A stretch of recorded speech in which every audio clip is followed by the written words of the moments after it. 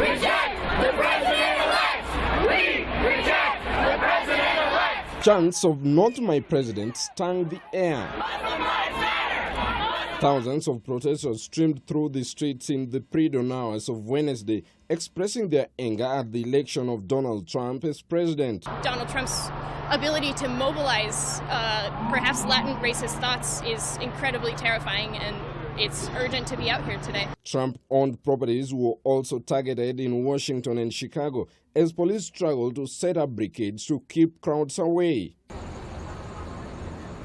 The raw division exposed by the presidential race were on full display across America as protesters flooded city streets to condemn Donald Trump's election. Democrat candidate Hillary Clinton, in her concession speech, described the loss as painful, but one that America will have to contend with. I know how disappointed you feel because I feel it too. And so do tens of millions of Americans who invested their hopes and dreams in this effort. This is painful, and it will be for a long time. But I want you to remember this. Our campaign was never about one person or even one election. It was about the country we love.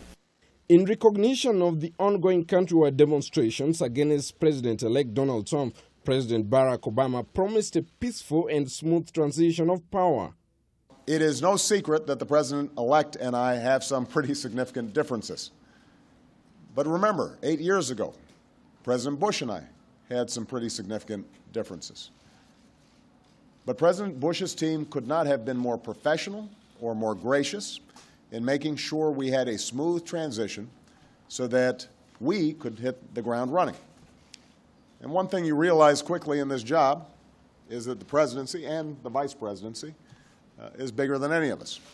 So I have instructed my team to follow the example that President Bush's team set 8 years ago and work as hard as we can to make sure that this is a successful transition for the president-elect. 5 people were, however, shot and injured in an area near the protest, but police said the shooting and the demonstrations were unrelated.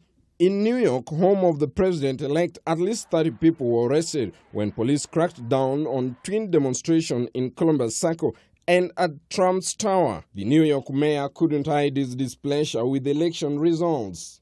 Like millions of New Yorkers, I'm deeply disappointed by the results of this election.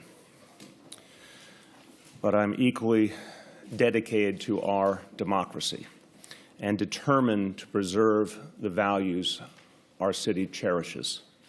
Outside the White House, a candlelit vigil was being held in protest against Mr. Trump's inflammatory and divisive brand of politics. But even peaceful protests in that city went awry, with at least one protester being bungled into the back of a van by the Secret Service. Gordon Odhiambo, K24 Newscat.